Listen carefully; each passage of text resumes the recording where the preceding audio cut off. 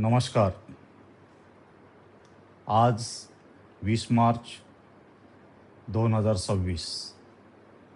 20 मार्च हा एक भारतीय इतिहासातील एक ऐतिहासिक दिवस आहे. 20 मार्च 1927 रोजी डॉक्टर बाबासाहेब आंबेडकर यांनी महाड येथील चवदार तळ्याचा सत्याग्रह केला. चवदार तळ्याचं पाणी अस्पृश्यांसाठी खुलं व्हावं म्हणून सत्याग्रह केला. या सत्याग्रहाला महाडचा सत्याग्रह, चवदार तळ्याचा सत्याग्रह, महाडचा मुक्तीसंग्राम किंवा महाडची सामाजिक क्रांती अशा वेगवेगळ्या नावाने संबोधित केलं जातं. पण चवदार तळ्यावर सत्याग्रह, तेही महाड येथील चवदार तळ्यावर सत्याग्रह करण्याची पार्श्वभूमी काय आहे किंवा सत्याग्रह करण्यासाठी महाडचीच भूमिका निवडली आणि सत्याग्रह केल्यानंतर महाडचं चवदार तळं हे अस्पृश्यांसाठी पाणी पिण्यासाठी खुलं झालं का, या आणि अनेक विषयासंदर्भात मी आज आपल्याशी संवाद साधणार आहे. मगाशीच सांगितल्याप्रमाणे महाडच्या चवदार तळ्याचा सत्याग्रह हा 20 मार्च 1927 रोजी झाला.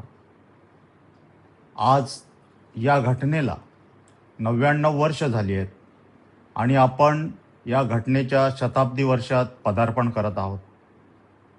या दिवशी म्हणजेच आजच्या दिवशी या देशभरातील असंख्य हजारो जनता महाडच्या चवदार तळ्यावर जाऊन डॉक्टर बाबासाहेब आंबेडकरांना वंदन करत असतात. हा दिवस समता दिन तसेच सामाजिक सबलीकरण दिन म्हणूनही साजरा केला जातो. तो काळच असा होता ज्या काळात अस्पृश्यांना, स्पृश्य समाजाच्या विहिरीवर किंवा तलावात पाणी पिण्यासाठी मज्जाव होता. आणि हे सगळं डॉक्टर बाबासाहेब आंबेडकरांनी त्यांच्या लहानपणीच अनुभवलं होतं. त्यांना अनेक वेळा पाण्यासाठी यातना सहन कराव्या लागल्या, अपमान सहन करावा लागला. डॉक्टर बाबासाहेब आंबेडकर परदेशातून शिक्षण घेऊन भारतात जेव्हा आले त्यानंतरही त्यांना बऱ्याच वेळा असे अनुभव आले की पाण्यासाठी त्यांना वेळोवेळी अपमान सहन करावा लागला. यासाठी ते वेगवेगळ्या प्लॅटफॉर्मवरनं आवाज उठवत होते. अशा वेळी काही सवर्ण सुधारक, जे स्पृश्य समाजातील काही सुधारक हे डॉक्टर बाबासाहेब आंबेडकरांसोबत काम करत होते. त्यातीलच एक C.K. बोले हे मुंबई प्रांताच्या विधिमंडळाचे सदस्य असताना 1923 साली त्यांनी एक ठराव आणला विधिमंडळात आणि त्या ठरावानुसार या मुंबई प्रांतातील सगळीकडील सार्वजनिक ठिकाणं, सरकारी मालकीची ठिकाणं, मग त्यात विहिरी असतील, तलावं असतील, धर्मशाळा असतील, दवाखाने असतील, शाळा असतील, ह्या सर्वांसाठी खुले केले. सर्व जाती धर्मियांसाठी, स्पृश्य जसं स्पृश्यांना खुल्या आहेत तसं अस्पृश्यांनाही हे सगळी स्थळं खुली राहतील, त्यांचा वापर करता येईल. या ठरावाला बोले ठराव म्हटलं जातं किंवा बोले रिझॉल्युशन म्हणूनही त्यांना म्हटलं जातं. बोले ठरावानंतर 1924 साली महाड नगर परिषदेने त्या ठरावाला अनुसरून नगरपालिकेमध्ये ठराव केला की त्यांच्या महाड येथील चवदार तळं जे अस्पृश्यांना बंदी होती तिथे, ते खुलं करण्याचा ठराव महाड नगर परिषदेनेही त्यांच्या पालिकेमध्ये केला. ही ठरावं जरी झाली, मुंबई प्रांताच्या विधिमंडळात जरी ठराव झालं आणि महाड नगरपालिकेमध्ये जरी ठराव झालं, तरी ते पाणी पिण्यासाठी अस्पृश्य समाज धजावत नव्हता. त्यांच्या मनात भीती होती की आपण जर हे पाणी प्यायला गेलो तलावावर तर आपल्यावर हमले होऊ शकतात, आपल्याला मारहाण केली जाऊ शकते. त्या भीतीपोटी हा ठराव अंमलात आणला जात नव्हता. मी मगाशी सांगितल्याप्रमाणे की सत्याग्रहासाठी महाडच का निवडलं, तर त्यासाठी हे एक कारण होतं की महाडच्या नगरपालिकेने तसा ठराव केला. महाड नगरपालिकेने केलेला ठराव हा प्रत्यक्षात अंमलात आणण्यासाठी महाड नगरपालिकेचे सदस्य सहस्रबुद्धे, गंगाधर सहस्रबुद्धे, अनंत चित्रे आणि सुरेंद्रनाथ टिपणीस हे त्या पालिकेचे अध्यक्ष होते. यांनी बाबासाहेबांना सांगितलं की तुम्ही महाड येथे येण्यासाठी त्यांना तसं निमंत्रित केलं.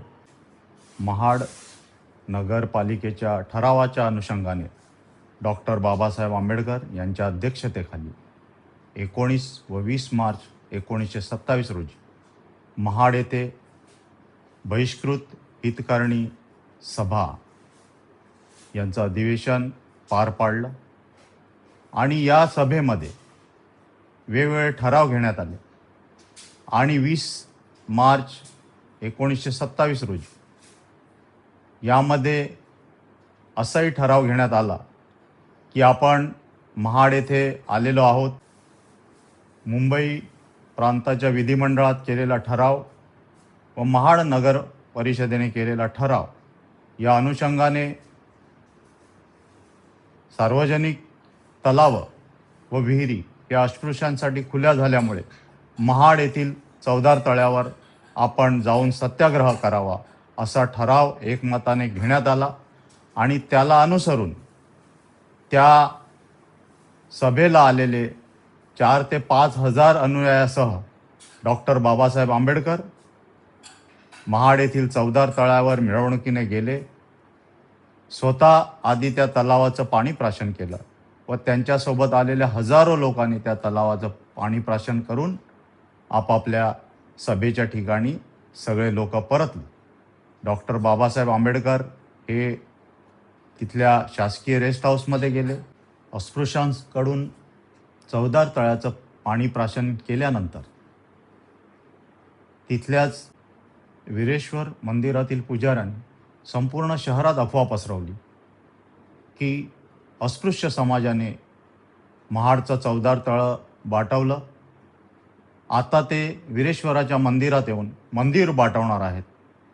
त्यामुळे त्या शहरातील स्पृश्य समाज संतप्त झाला आणि त्या समाजाने लाट्या घेऊन ज्या ठिकाणी सभा भरली होती त्या सभेच्या ठिकाणी जाऊन किंवा रस्त्याला जाणारे जे अस्पृश्य समाजातील काही पुरुष महिला होते त्यांच्यावर अमानुषपणे लाठीहल्ला केला, मारहाण केली. त्यात काही वृद्ध होते, काही महिला होत्या, काही मुलं होती. अत्यंत निर्घुणपणे मारहाण अस्पृश्य समाजाला केली गेली. डॉक्टर बाबासाहेब आंबेडकर त्यावेळेला रेस्ट हाऊसवर होते आणि त्यांना जेव्हा ही बातमी कळली तेव्हा ते पळतच त्या ठिकाणी गेले. अत्यंत क्रूरपणे मारहाण आपल्या समाजाला झालेली पाहून डॉक्टर बाबासाहेब आंबेडकरांना प्रचंड वेदना झाल्या. त्या सभेला आलेल्यांची संख्या 4 ते 5 हजारांच्या घरात होती. त्यापेक्षाही कमी लोकसंख्या महाड शहराची होती. जर तसा विचार केला असता तर सभेला आलेले लोक नक्कीच महाड शहरात राहणाऱ्या लोकांवर वरचढ चढले असते. कारण त्यावेळचा महार समाज किंवा अस्पृश्य समाज हा अत्यंत आक्रमक होता.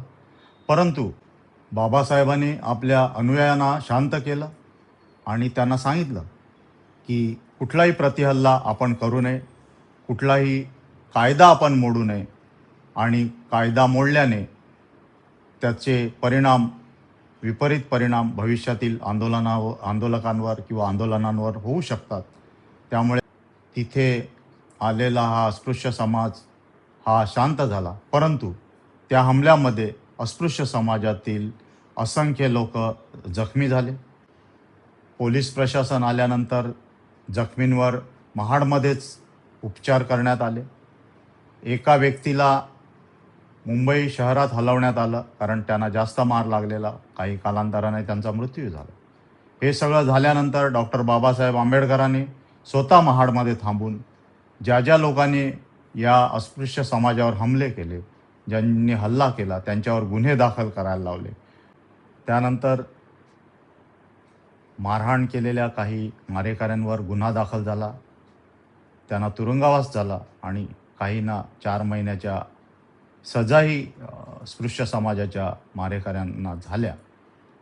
परंतु स्पृश्य समाज एवढ्यावरच थांबला नाही, तर त्यांनी पुन्हा एकदा जखमीवर मीठ चोळण्याचं काम त्या ठिकाणी केलं. त्या तलावाला अस्पृश्य समाज बाटला म्हणून त्या तलावाचं शुद्धीकरण करण्यात आलं. त्या तलावावर शेण आणि गोमूत्र टाकून त्या तलावाचं शुद्धीकरण करण्यात आलं. हे अत्यंत वेदनादायी प्रसंग हा असा होता. महाड येथील उच्चवर्णीय समाजातील काही लोक हे तिथल्या कोर्टात गेले आणि त्यांनी सांगितलं की महाडचं जे चवदार तळं आहे ही खाजगी प्रॉपर्टी आहे आणि या खाजगी प्रॉपर्टीचा वापर कोणी करावा, कसा करावा हे ते मालक ठरवू शकतो, दुसरे कोणी ठरवू शकत नाही. त्यामुळे हे जे कृत्य अस्पृश्य समाजांकडनं झालेलं आहे हे कृत्य हे चुकीचं कृत्य आहे. त्यांनी त्या तलावाच्या पाण्यावर कुठलेही अधिकार गाजवू नये म्हणून कोर्टात गेले आणि बरेच दिवस ही केस कोर्टात चालू राहिली. तदनंतर डॉक्टर बाबासाहेब आंबेडकर यांनी ठरवलं की आता चवदार तळ्याचं आंदोलन करण्यासाठीच महाडला जायचं आणि त्यासाठी तारीख ठरवण्यात आली 25, 26, 27 डिसेंबर 1927 रोजी हे आंदोलन करायचं असं सर्वानुमते ठरलं आणि 25 डिसेंबर 1927 रोजी डॉक्टर बाबासाहेब आंबेडकर हजारो अनुयायासह महाड येथे दाखल झाले. परंतु जे प्रकरण कोर्टात होतं की ही खाजगी मालमत्ता आहे, तिथे सवर्णातील काही लोक, सवर्ण समाजातील काही लोक पुन्हा कोर्टात गेले आणि त्यांनी या कृतीवर चवदार तळ्यावर कोणालाही प्रवेश देऊ नये यासाठी स्थगिती आणावी म्हणून कोर्टात पुन्हा अर्ज केला आणि कोर्टाने त्यांना स्टे ऑर्डर दिली. त्यावेळचे जिल्हाधिकारी यांनी डॉक्टर बाबासाहेब आंबेडकर ज्या ठिकाणी सभा घेणार होते त्या ठिकाणी त्यांची भेट घेऊन त्यांना या प्रकरणी सांगण्यात आलं की कोर्टाने कुठलीही कृती करण्यासाठी, तलावावर कृती करण्यासाठी स्टे दिलेला आहे. तसंच कायदा व सुव्यवस्था राखण्यासाठी जिल्हाधिकारी यांनी महाड येथे 144 कलम लागू केले, ज्याला आपण जमावबंदी कायदा म्हणतो. तो जमावबंदी कायदा त्या दिवशी लागू केला. त्यामुळे तिथे जाणं म्हणजे कायद्याचा भंग करणं आहे. डॉक्टर बाबासाहेब आंबेडकरांनी आपल्या सर्व समाजाला, तिथे आलेल्या आंदोलन करणाऱ्या सगळ्यांना सांगितलं की आपण जर कायदा जर मोडला तर आपल्यावर बऱ्याचशा आपल्या लोकांवर गुन्हे दाखल होऊ शकतात आणि आपण कायद्याचं पालन करायला पाहिजे. मग ते आंदोलन चवदार तळ्यावर त्यांना त्यामुळे करता आलं नाही. परंतु त्याच दिवशी 25 डिसेंबर रोजी मनुस्मृतीचं दहन त्या ठिकाणी करण्यात आलं. त्याविषयी आपण कालांतराने पुढे कधीतरी बोलूच. परंतु हा लढा इथेच थांबला का? भविष्यात चवदार तळ्याचं पाणी प्राशन करायला कधीपासून चालू केलं हा प्रश्न बऱ्याचशा लोकांना याचं उत्तर माहीत नाही. बरेच दिवस हा खटला लांबला गेला आणि कोर्टाने एक निर्णय दिला 1930 साली की हे जे आहे ही खाजगी मालमत्ता नाही. कारण डॉक्टर बाबासाहेब आंबेडकर या केसमध्ये स्वतः बऱ्याचदा कोर्टात हजर राहिलेले आहेत आपली बाजू मांडताना. तिथले वकील असतील, डॉक्टर बाबासाहेब आंबेडकर स्वतः असतील आणि त्यांनी जे काही प्रश्न उपस्थित केले की ही जर खाजगी मालमत्ता आहे मग ही सवर्णांना का वापरू देता तुम्ही आणि त्याच्यावर महाडची नगरपालिका कसं काय खर्च करू शकते, या अनेक मुद्द्यांवर तिथे कोर्टामध्ये डॉक्टर बाबासाहेब आंबेडकरांनी व त्यांच्या साथीदाराने ते मांडलं आणि कोर्टाने ही मालमत्ता, चवदार तळे ही मालमत्ता ही सार्वजनिक मालमत्ता आहे असं जाहीर केलं आणि अस्पृश्य समाजाच्या बाजूने म्हणजेच डॉक्टर बाबासाहेब आंबेडकरांच्या बाजूने हा निर्णय देण्यात आला की हा जो तलाव आहे हा सार्वजनिक तलाव आहे. परंतु पुन्हा तेथील काही सवर्ण हे डिस्ट्रिक्ट कोर्टात गेले. तिथे 1930 साली निर्णय देण्यात आला की चवदार तळं हे सार्वजनिक आहे, तिथे कोणालाही प्रवेश देता आलं पाहिजे. पुन्हा हे प्रकरण स्टे आणून मुंबई हायकोर्टात आलं आणि आश्चर्य वाटेल की 10 वर्षानंतर यावर एक शिक्कामोर्तब झालं की ही जी प्रॉपर्टी आहे, चवदार तळं जे आहे हे सार्वजनिक मालमत्ता आहे आणि जसं सवर्णांचा त्याच्यावर अधिकार आहे तसं अस्पृश्य समाजांचाही त्या तलावावर, त्या तलावाच्या पाण्यावर अधिकार आहे. हा निर्णय देण्यात आला आणि या संपूर्ण प्रकरणाला 10 वर्ष लागली. म्हणून आपल्या मनात काहीतरी शंका आहेत की आपण कधी-कधी म्हणतो की डॉक्टर बाबासाहेब आंबेडकरांनी चवदार तळ्याचा सत्याग्रह केला आणि चवदार तळं हे अस्पृश्यांसाठी खुलं झालं. तर हे खुलं लगेच झालं नव्हतं. यासाठी डॉक्टर बाबासाहेब आंबेडकरांनी 10 वर्ष लढा दिला होता. आणि त्या सभेत डॉक्टर बाबासाहेब आंबेडकर म्हणाले होते की चवदार तळ्याचं पाणी पिऊन आम्हाला अमरत्व प्राप्त होणार नाही.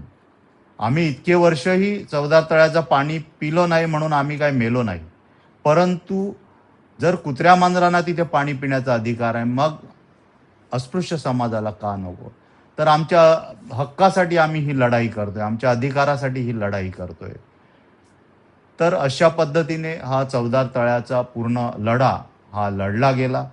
कालांतराने 1937 नंतर त्या तलावाचं संपूर्ण समाजाला, अस्पृश्यांना जसं सवर्णांना अधिकार होते तसं अस्पृश्य समाजालाही अधिकार मिळाला. तुम्हाला जर हा व्हिडिओ आवडला तर नक्कीच लाईक करा, सबस्क्राईब करायला विसरू नका, शेअरही करा. जय हिंद, जय महाराष्ट्र, जय भीम.